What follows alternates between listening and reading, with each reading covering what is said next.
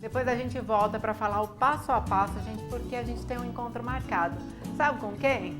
Olha só, você que está assistindo Temperando o Papo, nosso encontro com eles, gente. Olha, você pode participar a partir de agora. Entre no site horadohomem.com.br. Salatiel Araújo é com você.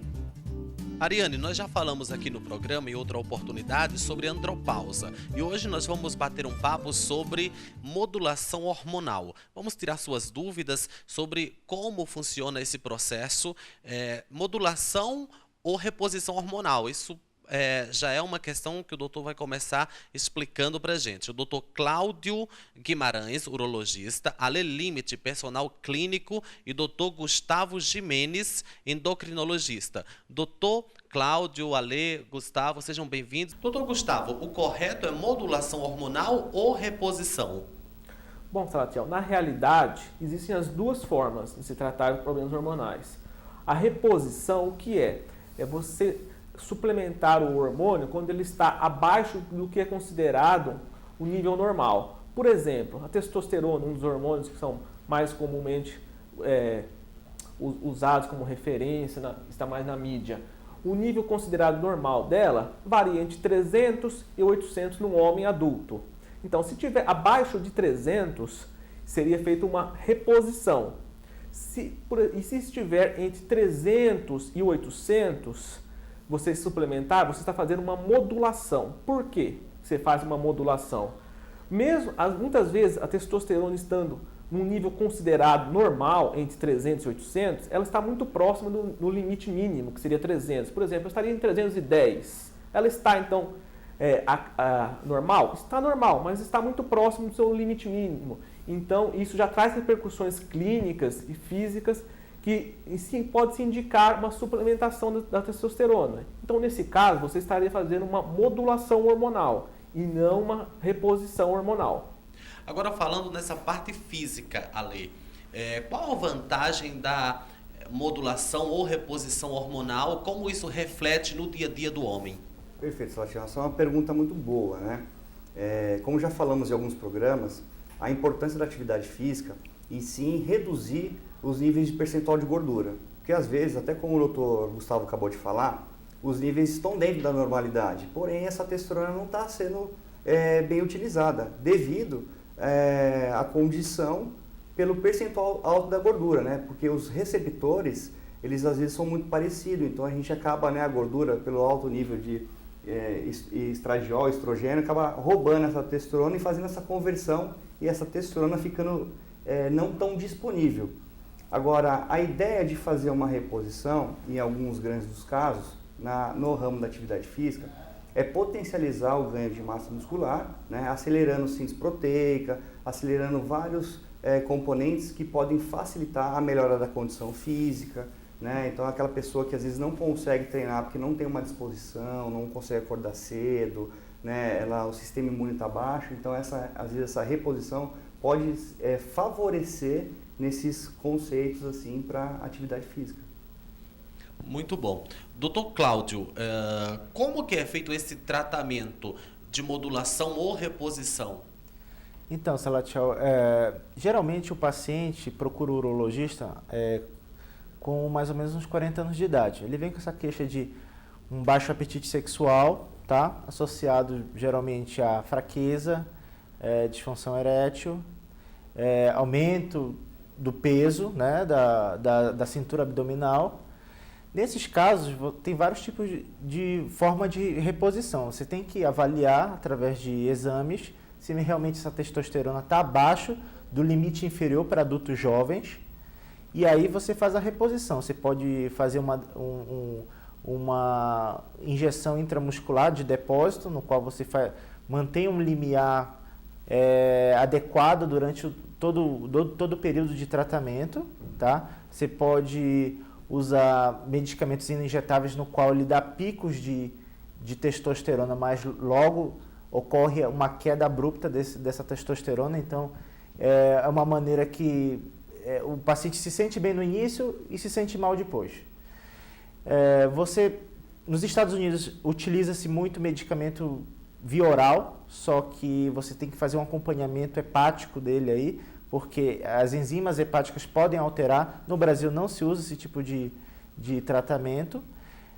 Você pode usar gels dérmicos, intradérmicos, no qual você aplica o gel da testosterona na pele e ele simula mais ou menos o nível normal de testosterona no homem adulto.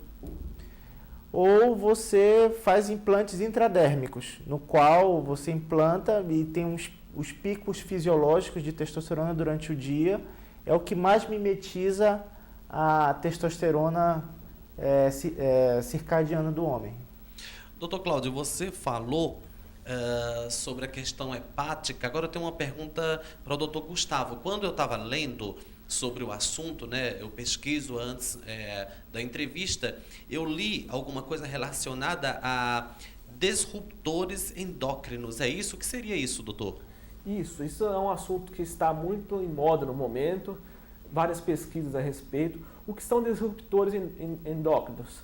São substâncias que têm uma composição molecular muito semelhante ao próprio hormônio.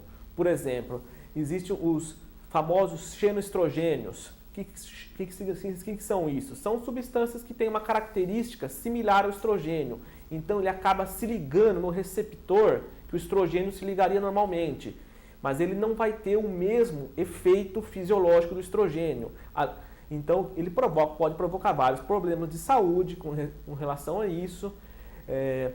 Eles são comumente encontrados em plásticos que, quando aquecidos, acabam passando para alimentos. Por isso que eles hoje deve-se evitar o aquecimento no micro-ondas com produtos plásticos.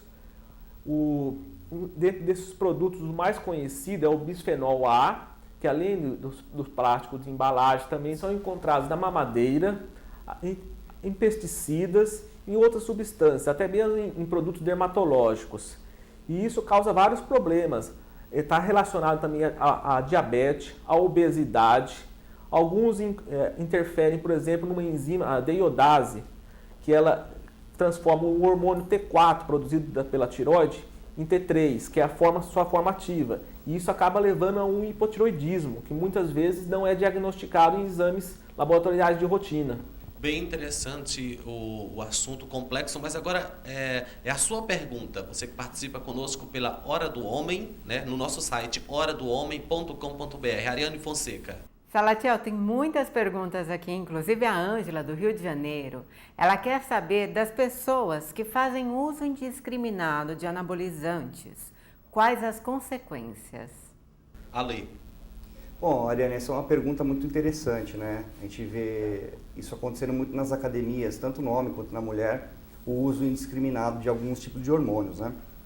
A mulher tem uma quantidade muito baixa de testosterona, né? Que isso vem no meio do ciclo menstrual, para que ela tenha uma libido maior, para que tenha um acasalamento com o homem, né? E aí gerar uma nova vida. O homem, ele já tenta colocar essa suplementação de testosterona em níveis acima, né? Que seria o suprafisiológico. E isso pode acarretar vários tipos de problemas, né? Como a própria disfunção erétil, né? Pelo excesso de testosterona, onde o organismo vai fazer uma retroalimentação e essa produção, ela consequentemente vai ser inibida. A gente fala que você tem que colocar os níveis fisiológicos, até como o Dr. Cláudio comentou, né? O gel transdérmico, ele é uma testosterona molecularmente dizendo, a mesma que a gente tem no nosso organismo. Então essa seria a mais indicada a ser utilizada.